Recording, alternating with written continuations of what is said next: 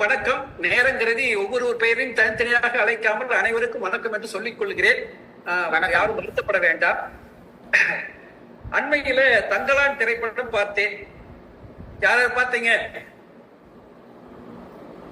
எல்லாம் பார்த்தாச்சா?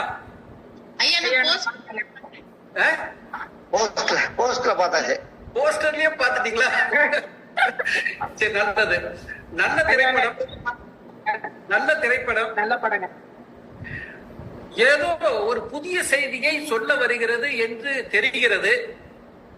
ஆனால் அது தெளிவாக புரிகின்றவாறு வெற்றிகரமாக சொல்லி உள்ளார்களா என்பது எனக்கு ஒரு கேள்வியாக இருக்கிறது. ஒரு கனமான விஷயத்தை சொல்லுகின்ற படம் மனதில் சில நாட்கள் வட்டமிட்டுக் கொண்டே இருக்கும். அப்படியான தாக்கம் இந்த படத்தில் ஏனோ ஏற்படவில்லை என்பதை ஏற்றுக்கொள்ளத்தான் வேண்டும். அது சொல்ல வந்த செய்தி என்ன? அது எதனால் மக்களுக்கு வலுவான தாக்கத்தை ஏற்படுத்தவில்லை என்பதை பற்றி சொல்லுவதற்கு முன்பாக அந்த படத்தின் நடிப்பு, பாடல், ஒளிப்பதிவு போன்றவற்றை பற்றி சில வார்த்தைகள் சொல்ல வேண்டியது அவசியம் என்று கருதுகின்றேன். படத்தில் நடித்துள்ள ஒவ்வொருவரும் மிக சிறந்த நடிப்பை வழங்கியுள்ளார்கள் என்பதை யாரும் மறுத்து கூற இயலாது. ஒவ்வொரு கதாபாத்திரங்களும் அந்தந்த பாத்திரங்களாகவே மாறி நடித்துள்ளார்கள் என்றே சொல்லலாம். இயக்குனரின் வெற்றி அதில் தெரிகிறது. விக்ரமின் நடிப்பு ஆஸ்கார் விருது பெறுவதற்கு உரியது என்று பரவலாக பேசப்படுவதற்கு நியாயம் உள்ளது என்றே சொல்லலாம். அவருடைய நடிப்பு பிரமிக்க வைக்கிறது. அதே போன்று மற்றவருடைய நடிப்பும் மிகச் சிறப்பாகவே உள்ளது என்று சொல்லிவிடலாம். வசனங்கள் தான், இசை, பாடல்கள், ஒளிப்பதிவு போன்றவை எல்லாம் மிக மிக சிறப்பு என்று சொல்லிவிடலாம். வசனங்கள் தான் சில இடங்களில் தெளிவாக கேட்கவில்லை என்பது ஒரு குறையாக உள்ளது. முதல் பாதி விறுவிறுப்பு, மறுபாதி இழுவை என்பதெல்லாம் பல திரை விமர்சனங்களில் சொல்லப்பட்டுள்ளவை. சரி, இனி திரைப்படம் சொல்லும் செய்திக்கு வருவோம். மண்ணாசை, பொன்னாசை, பெண்ணாசை என்று மனிதர்களுக்கு பொதுவாக உள்ள ஆசை என்று சொல்வார்கள். நிலம் எங்கள் உரிமை என்பதை மண்ணாசை என்று கொச்சைப்படுத்திவிட முடியாது. ஏனென்றால் மனித வாழ்விற்கு நிலம்தான் அடிப்படையான ஆதாரமாகும். மனித வாழ்வை நிலத்தில் இருந்து பிரித்துவிட முடியாது. அதனால் நிலத்துக்கான போராட்டம் என்பது அடிப்படை உரிமை சார்ந்த பிரச்சனையாகும். இந்த திரைப்படத்தின் மூலமாக இயக்குனர் ஒரு கனமான செய்தியை சொல்ல முனைந்துள்ளார் என்பது வெள்ளிடை மலை. அவர் சொல்ல வரும் செய்தி நிலம் எங்கள் உரிமை என்பது ஆகும். பூர்வீக ஆதி தமிழ்குடி மக்களின் நிலங்கள் காலங்காலமாக பலரால் பறித்துக் கொள்ளப்பட்டு இன்னும் அவர்களால் மீட்க இயலாததாக உள்ளன என்பதே அவர் தர முனைந்துள்ள செய்தியாகும், சொல்ல முனைந்துள்ள செய்தியாகும். காலா திரைப்படத்தில் ரஜினியின் குரலில் நிலம் எங்கள் உரிமை, மீட்க போராடுவோம் என்று சொல்ல வைத்த இயக்குனர் ப. ரஞ்சித் அவர்கள் இதில் விக்ரம் மூலமாக அதே கருத்தை வலியுறுத்தி சொல்லியுள்ளார். தங்கத்தை எடுத்துக் கொடுப்பதற்கு பரிசாக எங்களுக்கு எங்கள் நிலம் வேண்டும் என்று கேட்கின்றார். நிலம் எங்கள் உரிமை என்று ஒலிக்கின்ற இயக்குனர் ப. ரஞ்சித் அவர்கள் அது தெளிவாக ரசிகர்கள் மனதில் தாக்கம் ஏற்படுத்தக்கூடிய வகையில் யதார்த்தமான திரைப்படமாக உருவாக்காமல் ஒரு கற்பனையான அமானுஷ்ய சக்திகள் உலாவுகின்ற மாதிரியான பேண்டசியான திரைப்படமாக உருவாக்கி உள்ளது அவருடைய நோக்கத்தை மட்டுப்படுத்தி விட்டதோ என்று எனக்கு தோன்றுகிறது. பூர்வகுடிகள் நிலம் பறிப்பு, நிலம் மீட்பு போராட்டம் என்றெல்லாம் சொல்லப்படுவது பற்றி வரலாற்றில் என்ன உண்மை இருக்கிறது என்று கூகுளில் தேடி பார்க்கின்ற போது பல்வேறு விதமான வரலாற்று செய்திகள் காணப்படுகின்றன. அவையெல்லாம் நாம் வரலாற்றில் படிக்காத செய்திகளாக உள்ளன. வரலாற்றில் பல விதமான செய்திகள் காணப்படுகின்றன. அவையெல்லாம் நாம் வரலாற்றில் படிக்காத செய்திகளாக உள்ளன.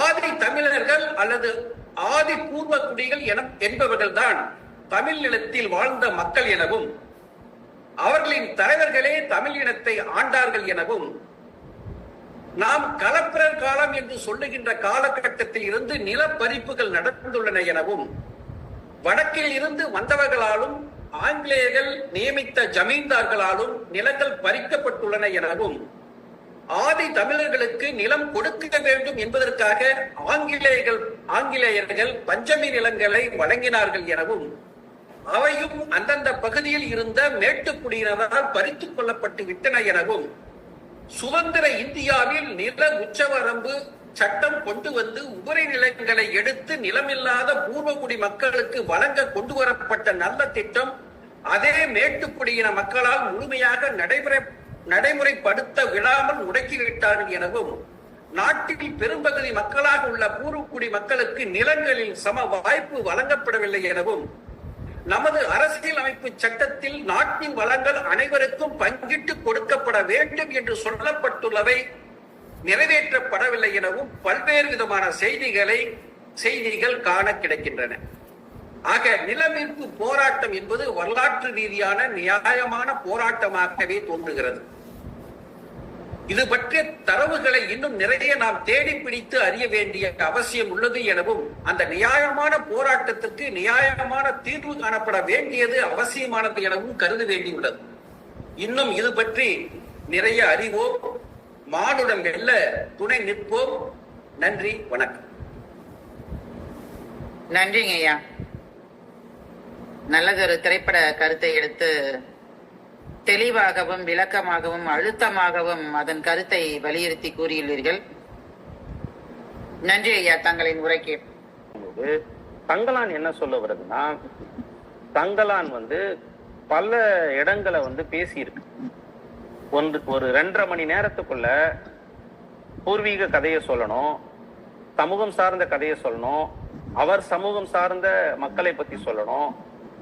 இது எல்லாத்தையுமே அதுக்கப்புறம் பொது அறிவு பகுத்தறிவு சிந்தனைகளை சொல்லணும், அதற்குள்ள சமயம் சொல்லணும், அதுக்குள்ள மொழி சொல்லணும், அதுக்குள்ள இனத்திற்கான போராட்டத்தை சொல்லணும், அதற்குள்ள நிலம் சார்ந்து கையகப்படுத்தப்பட்ட அதற்கான போராட்டங்களை சொல்லணும், அதற்குள்ள சுவாரஸ்யமா கதையும் சொல்லணும். இதுதான் இந்த தங்கலானுக்குள்ள இருக்கிற மிகப்பெரிய சிக்கல். இந்த 2.5 மணி நேரத்துல எல்லாரையும் உட்கார வைக்கணும். அப்ப என்ன பண்றாருன்னா, அந்த முதல் பாகத்துல அதை ரொம்ப சுவாரஸ்யமா சொல்லியிருப்பாரு. 2ஆம் பாகத்துல என்ன பண்ணிட்டாருன்னா, நிறைய எடுத்திருக்காங்க படத்தை. ஏன்னா அதுல நடிச்சிருக்க சில தோழமைகள் எனக்கு நெருங்கிய நட்புல இருக்கிறவங்க. என்னுடைய பாடலாசிரியர் கூட என்னுடைய நட்புல இருக்கவங்க தான், உமா பாரதி. அப்போ அதை சொல்லும் பொழுது சிலதெல்லாம் எடிட்டிங்ல போயிடுச்சு. இப்போ அதனுடைய அடிநாதம் என்ன அந்த கதையுடன் பாத்தீங்கன்னா, ஒரு சமூகத்தை சார்ந்தவர்கள் தங்கத்தை பிரித்து எடுப்பது எப்படின்னு முதல்ல இருந்தே அவங்க தெரிஞ்சு வச்சிருக்காங்க. இது உண்மையாக தங்கம், அதாவது அந்த புத்தகம் பேர் எனக்கு சரியா ஞாபகம் இல்லை, இந்தியாவினுடைய தங்கத்தை குறித்து ஒரு புத்தகம் வந்திருக்கு. தங்கம் எப்படி உருவாச்சு, தங்கம் எப்படி பிரித்து எடுக்கப்பட்டது அப்படின்னு அந்த புத்தகத்துல அவங்க சொல்லியிருப்பாங்க.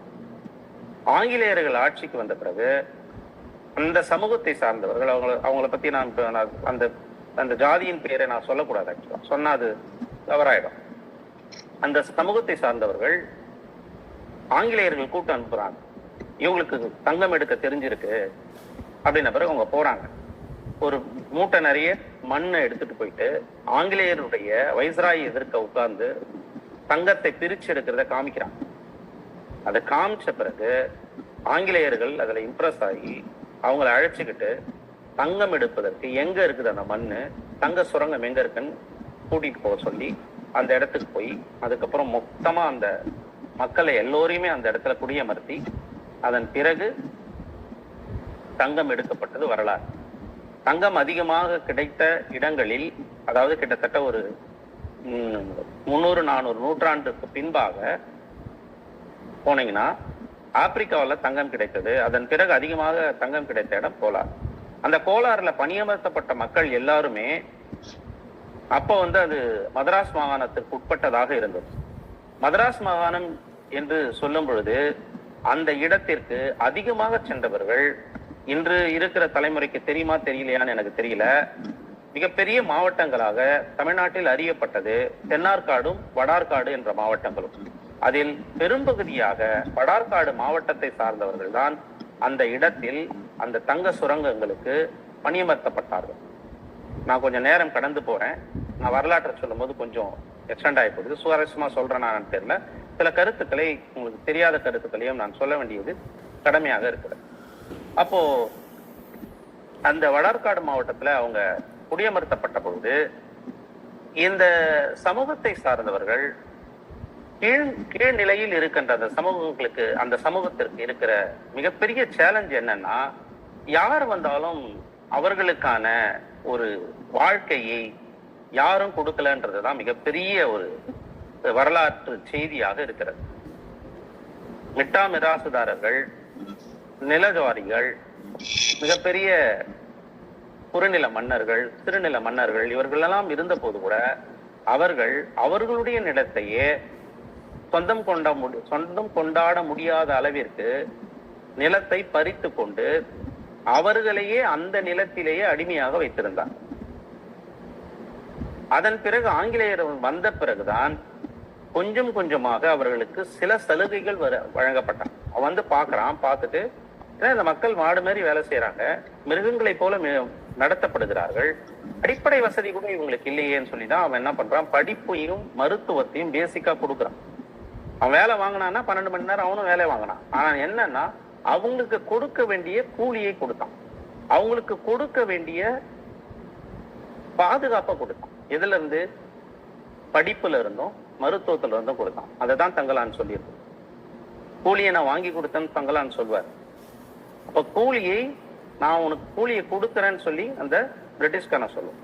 ஆனா அதே இடத்துல இன்னொரு கதைக்களம் பாத்தீங்கன்னா, அவருடைய அந்த நிலத்தை எப்படி பிடுங்கினார்கள் என்பதற்கு ஒரு காட்சி வைக்கப்பட்டது. இதுதான் 2 வித்தியாசங்கள். நீ இந்த நிலம் உனக்கு சொந்தமானது அல்ல, உன் உழைப்பு உனக்கு சொந்தமானதல்ல, அந்த உழைப்பும் கூட எனக்காக நீ உழைக்க வேண்டும், அதில் வருகின்ற வருமானம் கூட எனக்கானது என்றுதான் அந்த நிலத்தை உரிமை கொண்டாடி கொண்டிருந்த செல்வந்தர்கள் எல்லாம், அடித்தட்டு மக்களை அப்படிதான் வைத்திருந்தார்கள். அது எங்கடா உடைஞ்சதுன்னா, ஆங்கிலேயர்கள் வந்த பிறகுதான் உடைஞ்சது.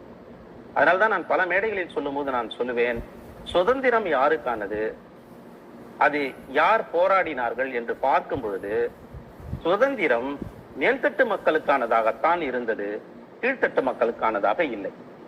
ஏன்னா மேல்தட்டு மக்களிடம் இருந்த நிலங்கள் தான் ஆங்கிலேயர்களால் எடுக்கப்பட்டது, அல்லது ஆங்கிலேயர்களால் வரி வசூலிக்கப்பட்டது.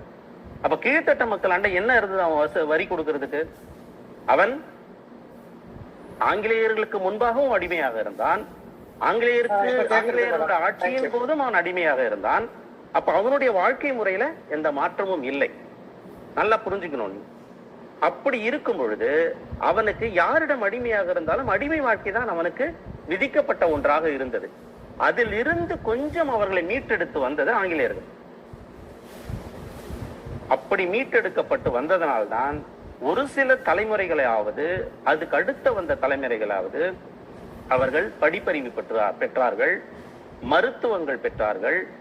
கொஞ்சம் அவருடைய நிலையிலிருந்து மேலேறி வருவதற்கு ஆங்கிலேயர் ஆட்சி ஒரு பயனாக இருந்தது என்று சொன்னால் அது சரியாக பொருந்தும் என்றே கருதுகிறது. வரலாற்றை நீங்க போய் பார்த்தா அப்படிதான் உங்களுக்கு தெரியும். இப்ப இதை எல்லாத்தையும் பாத்தீங்கன்னா அந்த படத்துல சொல்லப்பட்டிருக்கும். இன்னொரு ஒரே ஒரு செய்தியோடு நான் இந்த உரையை நிறைவு செய்கிறேன். என்ன முக்கியமான விஷயம்னா, அதுல ஒரு புத்தர் சிலை காட்டப்படும். அந்த புத்தர் சிலை பாத்தீங்கன்னா அது ஒரு குறியீடு, அதோட அடையாளம். புத்த மதம் இந்த இந்திய திருநாட்டில்தான் தொடங்கப்பட்ட ஒரு மாபெரும் மதம். அதற்கு முன்பாக பல மதங்கள் இருந்தன.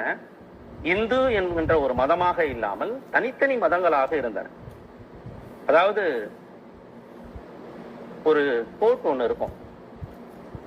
தெற்குல எல்லாமே எப்படி இருக்கும்னா, அதாவது ஆசிய நாடுகளில் எல்லாம் எப்படி இருக்கும்னா, ஆன்மீகம் மனம் சார்ந்ததாக இருக்கும், மேலை நாடுகள் எல்லாம் அறிவு சார்ந்ததாக இருக்கும். அதனாலதான் பாத்தீங்கன்னா கண்டுபிடிப்புகள் எல்லாமே ஐரோப்பிய அமெரிக்க நாடுகளில் எல்லாம் அறிவு சார்ந்த கண்டுபிடிப்புகளாக கண்டுபிடிக்கப்பட்டிருக்கும். ஆனால் ஆன்மீகம் சார்ந்த கருத்துக்கள் மிக மிக குறைவாக மேலை நாடுகளில் இருக்கும். ஆனால் ஆன்மீகம் சார்ந்த கருத்துக்கள் நீங்கள் சைனாவில் இருந்து, ஜப்பானில் இருந்து, இந்தியாவில் இருந்து, ஏன் இங்க இருக்கிற ஈராக்கில் இருந்து நீங்க மொத்தமா எடுத்தீங்கன்னா மனம் சார்ந்து ஆன்மீகம் சார்ந்த கருத்துக்கள் தான் மிகப்பெரிய ஞானிகள், தத்துவ மேதைகள், மதம் சார்ந்து தோன்றியவர்கள். யார ஒன்னாலும் எடுத்துக்கலாம். கலீல் ஜிப்ரான்ல இருந்து, ரூமியில இருந்து, முகமது நபியில இருந்து எல்லாத்தையுமே நீங்க எடுத்தீங்கன்னா இந்த சைட்ல இருந்து தான் வந்திருப்பாங்க. அவங்க எல்லாருமே வந்து பாத்தீங்கன்னா மிகப்பெரிய, அதாவது மனம், அதாவது அகம் சார்ந்தவர்களாக இருப்பார்கள். மேலை நாடுகள் புறம் சார்ந்தவர்களாக இருப்பார்கள். இது சொன்னா சரியா இருக்கும். இப்ப இந்த இடத்துக்கு, இந்த கருத்துக்கு இங்க வரும்பொழுது என்ன ஆகுதுன்னா, புத்தரை வந்து இந்தியாவில தோன்றிய ஒரு என்ன சொல்றது, ஒரு தத்துவ ஞானி, அவரை கடவுளாக்கிட்டா அது வேற விஷயம். இதுல என்ன பண்ணுவாங்கன்னா, புத்த மதத்தையும் சமண மதத்தையும், சமணமாவது இன்று வேற வடிவில் இருக்கு, புத்தத்தை மொத்தமா இந்த தமிழ், அதாவது தமிழ்நாட்டில இருந்துல இந்திய மண்ணில இருந்து சுத்தமா தொடர்ச்சி எடுத்துட்டாங்க. அது ஒரு நாள் 2 நாள் நடக்கல, கிட்டத்தட்ட 1000 வருடங்கள் தொடர்ச்சியாக இந்த மன்னர்கள் புத்தர்களை அடித்தட்டிலிருந்து அகற்றினார்கள் என்பதுதான் வரலாற்று செய்தியாக பதிவு செய்யப்பட்டிருக்கு. அதைத்தான் வந்து இதுல காட்சியா வச்சிருப்பார். அந்த காட்சியில புத்தர் தலையை வெட்டும் பொழுது கூட அவன் கலகக்காரன், அவனை வெட்டுங்கள் என்று சொல்வார். இது கிடைக்காமல் போனதுக்கு, தங்கம் கிடைக்காமல் போனதுக்கு இந்த கலகக்காரனுடைய சிலைதான் காரணமாக இருக்கிறது என்று புத்தர் சிலையை வெட்டுவார். இப்படித்தான் ஒவ்வொரு இடத்திலும் புத்தரை பதிவு செய்திருக்கிறார்கள். அப்படித்தான் கலகக்காரர்களாக காண்பித்து புத்தரை இந்த மண்ணில் இருந்து அகற்றி இருக்கிறார்கள். அவன் செய்த கலகம் என்ன என்று பார்த்தீர்கள் என்றால், அவன் செய்த கலகம் வந்து பாத்தீங்கன்னா என்னன்னா, மக்களை அறிவுடையவர்களாக, மக்களை தேவையில்லாத ஒரு என்ன சொல்றது, மூட பழக்க வழக்கங்களிலிருந்து வெளிக்கொண்டு வந்த ஒரு முதல் மனிதன் யாரா அந்த மண்ணுலன்னு பாத்தீங்கன்னா புத்தன் தான். அதுவரை எப்படி இருந்ததுன்னா, நரபலியிலிருந்து பலியிடுதலை மிக காத்திரமாக எதிர்த்தவன் புத்தன். அவன் வந்த பிறகுதான் பலியிடுதல் ஸ்டாப் ஆச்சு. அப்படி நிறைய, அதாவது பகுத்தறிவு சார்ந்த சிந்தனைகளை இந்த மண்ணில் விதைத்தவன் புத்தன். அதனால புத்தம் வளர ஆரம்பித்தது. எல்லோரும் புத்தனை போற்ற ஆரம்பித்தார்கள். அசோகன் போன்ற மிகப்பெரிய மன்னர்கள் எல்லாம் புத்தரை உள்வாங்கி, புத்தர் மதம் வளர வளர சைவமும் வைணமும் அது சார்ந்து இருக்கப்பட்ட எல்லா மதங்களும் இங்கே அடிபட்டு போக பொழுது அதையெல்லாம் தூக்கி நிறுத்து மன்னர்களை கையில் வைத்துக் கொண்டு பௌத்தங்களை மொத்தமாக இந்த மண்ணில் இருந்து துடைத்தெடுத்தார்கள் என்ற வரலாற்று செய்தியையும் அந்த தங்கலான் பதிவு செய்கிறது. இறுதியாக ஒரே ஒரு கருத்து, தமிழர்களுடைய வழிபாட்டு முறை ஆசீகம் என்கின்ற வழிபாட்டு முறையாக இருந்தது. ஆசீகம் என்பது இயற்கை சார்ந்த வழிபாடு. நம்ம இயற்கையை, சூரியனை, நிலத்தை, நதியை, மண்ணை, மரத்தை வழிபடுபவர்களாக இருந்தோம். அதன் பிறகு நம்மை காத்த காவல் தெய்வங்களாக இருந்த நம்மளுடைய முன்னோர்களை வழிபட்டோம். அவர்களுடைய நினைவாக அவர்கள் இறந்த இடத்தில் நடுகள் வைத்து வழிபட்ட, இதையெல்லாம் உள்ளடக்கிய ஒரு வழிபாட்டு முறைதான் ஆசீகம் என்கின்ற வழிபாட்டு முறை. இதெல்லாத்தையும் பாத்தீங்கன்னா தங்கலானுக்குள்ள வச்சிருப்பாங்க. இவ்வளவு பெரிய கருத்தியல் இருக்குல்ல, இந்த கருத்தியல 2.5 மணி நேரத்துல சொல்லணும் எவ்வளவு சேலஞ்ச் இருக்கு.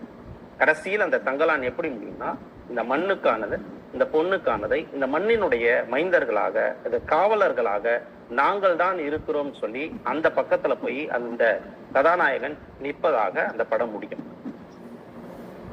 அதை நம்ம உள்வாங்கிறதுக்கு, சுவாரஸ்யப்படுத்தி சொல்வதற்கு அந்த படம் தோற்றிருக்கலாம். ஆனால் கருத்தியல் ரீதியாக அந்த படம் வெற்றி அடைந்திருக்கிறது, ஜெயித்திருக்கிறது என்றுதான் நான் சொல்ல விரும்புகிறேன். இப்படிப்பட்ட ஒரு வாய்ப்பை ஏற்படுத்தி தந்த நமது விடியல் குகனையா அவருக்கு, அந்த டாபிக் அவர் எடுக்கலன்னா இதை நான் பேசியிருக்க முடியும். அவருக்கு நன்றி சொல்லி இந்த இணைப்பை மிக சிறப்பாக நிகழ்ச்சியை தொகுத்து வழங்கி கொண்டிருக்கின்ற அனைத்து தோழர்களுக்கும் சிறப்பான செய்திகள் எல்லாம் கேக்குதா? சொல்லுங்க. கேக்குறேன். நல்லது நல்லது.